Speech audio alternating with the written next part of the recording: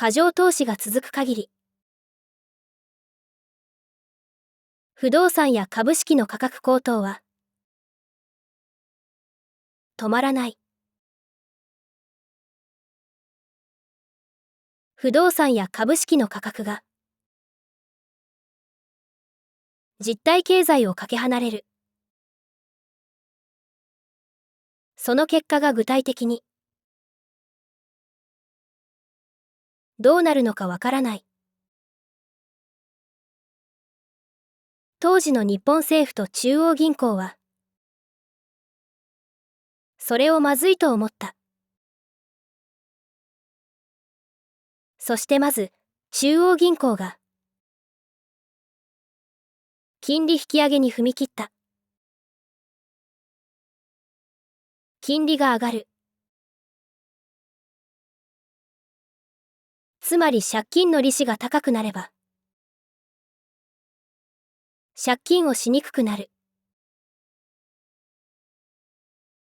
それが狙いだ。そして狙い通り、企業や個人は思うように融資を受けられなくなり、日本人の投資意欲が低下した。同時に政府、大蔵省も動いて、金融機関に対して、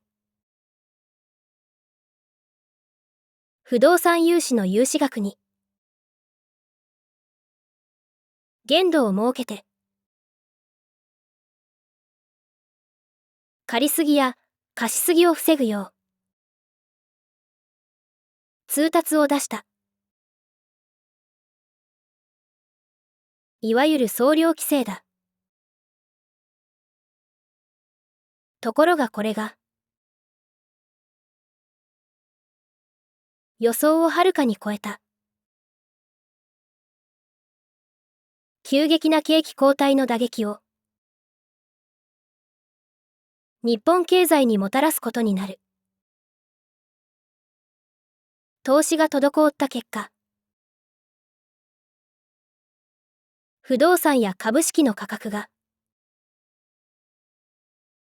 急激に下がり、バブル経済は一気に崩壊する。高騰して実体経済から大幅にかけ離れた。株や不動産を買う者は突然誰もいなくなった。そして買い手のいない土地や株を抱えたまま借金を返せなくなった。企業や個人が続出した。バブル経済が崩壊して企業の倒産や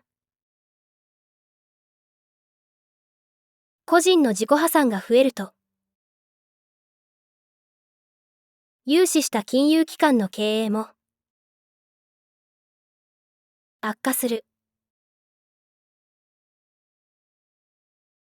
そのため新規融資が厳しくなり、優良企業ですら資金調達に苦労するようになる。資金不足に陥った企業は給与カットやリストラなどを余儀なくされ、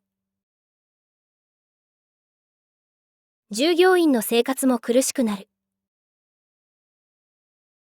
庶民には金銭的な余裕がないため、消費意欲が減退し、物価が下がって、さらに企業の収益を減少させる。バブル経済時代に土地を担保に行われた融資は価の下落により、担保価値が融資額を下回る。担保割れの状態に陥った。また、各事業会社の収益は、未所有の不景気で大きく低下した。こうして、日本の銀行が、大量に抱え込むことになった。不良債権は、銀行経営を悪化させ、大きなツケとして、1990年代に残された。金融機関が、経営に問題がない。企業や個人に対しても、貸し出しに慎重になった。新たな融資を断ることを、貸し渋り。既存の融資を引き上げることを、貸し剥がしという。これを日本中の銀行が、日本中の庶民や中小企業に対して、やり出した。要するに、大勢の日本人が、莫大な借金を背負わされて、その一生を、借金を返すためだけに、生きなければならなくなった。バブル経済というのは、結局投機だ。マネーゲーム。つまり一種のギャンブルだ。そしてそこに、大勢の、何も知らない、庶民や企業が、巻き込まれて大損する。彼らは財産を全部失い、莫大な借金を背負わされる。だがこれは、マネーゲームだ。負けた人間がいるのなら、勝った人間もいるはずだ。勝った人間は、一体どこにいる？勝った人間は、少数だ。そして、その少数は、莫大な富を手に入れたはずだ。どこの誰が大勝ちしたのか。当時の日本人なら、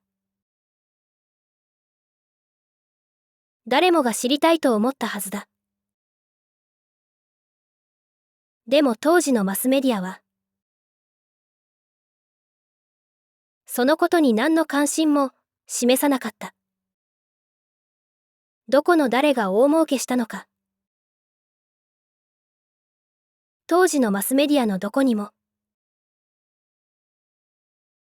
そんな情報はなかった。大勝ちした人間は、外国人じゃないはずだ。外国人が日本人の金を巻き上げたのなら、海外のマスメディアのどこかが、それを嗅ぎつけて報道したはずだ。だから大勝ちしたのは、日本人のはずだ。一体そいつはどこの誰で、今そいつはどうしてる？そしてそいつが手に入れた莫大な金は一体どうなった？そいつがどこの誰なのかはわからない。でも、そいつが掴んだ莫大な金が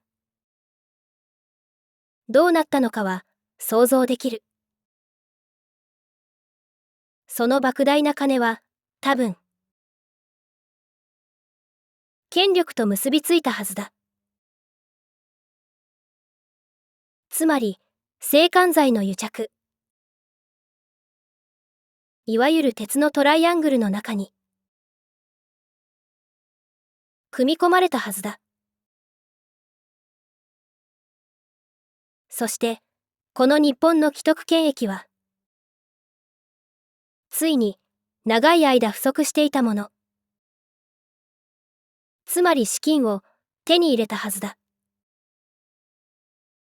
そして既得権益と自由と民主主義は相入れない権力だ。どちらかが強くなればどちらかが弱くなる。つまり既得権益という権力が強くなれば自由と民主主義は壊されてしまう。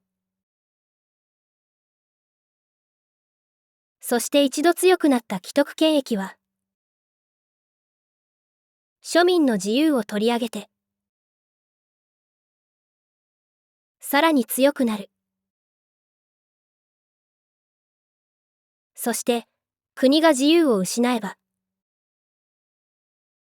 その国の経済は衰退する。封建制度、共産主義、いわゆる全体主義の経済は皆衰退した。それが歴史の真実だ。バブル経済崩壊から30年。日本経済は立ち直れていない、と有識者は言う。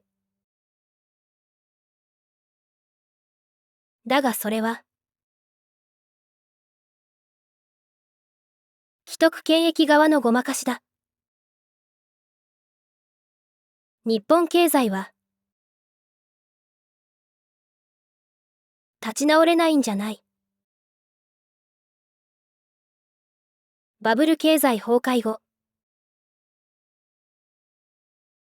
日本経済は少しずつ衰退し始めたんだ。